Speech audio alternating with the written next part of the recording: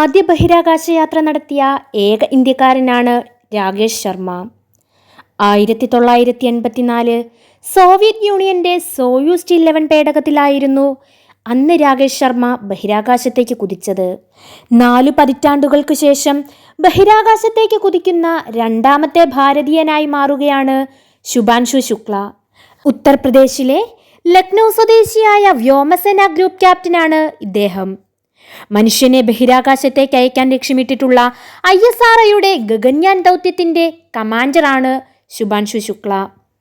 നാസയും ISROയും സ്വകാര്യ കമ്പനിയായ ആക്സിയോം സ്പേസും ചേർന്നുള്ള ദൗത്യത്തിന്റെ ഭാഗമായ ആക്സിയോം 4 ദൗത്യത്തിന്റെ മിഷൻ പൈലറ്റായി ഇന്ത്യക്കാരനായ ശുഭാൻശു ശുക്ലയെ തിരഞ്ഞെടുക്കുകയായിരുന്നു. നാസയുടെ പെഗ്ഗിവിറ്റ്സ് കമാൻഡർ സ്ഥാനം വഹിച്ചുകൊണ്ടുള്ള ആക്സിയോം 4 ദൗത്യം 14 ദിവസം ബഹിരാകാശ നിലയത്തിൽ കഴിയുന്ന രീതിയിൽ ഈ വർഷം പകുതിയോടുകൂടിയാണ് സ്പേസ് എക്സ് ഡ്രാഗൺ ബഹിരാകാശ പേടകത്തിൽ ഫ്ലോറിഡയിൽ നിന്നും വിക്ഷേപണം നടത്തുവാൻ തീരുമാനിച്ചിരിക്കുന്നത്. ശുഭാൻശു ശുക്ലയുടെ ഈയൊരു ബഹിരാകാശ യാത്രയിലൂടെ ശാസ്ത്ര പരീക്ഷണങ്ങൾക്കപ്പുറം നിരവധി ലക്ഷ്യങ്ങൾ നേടിയെടുക്കാൻ സാധിക്കുമെന്നും ഗഗൻയാൻ ദൗത്യത്തിനു വേണ്ടി തയ്യാറാകുന്ന ഇന്ത്യക്ക് ശുക്ലയുടെ അനുഭവങ്ങൾ ഒരു മുതൽക്കൂട്ടായിരിക്കുമെന്ന് ISRO മേധാവി സോമനാഥ് അഭിപ്രായപ്പെടുന്നുണ്ട്.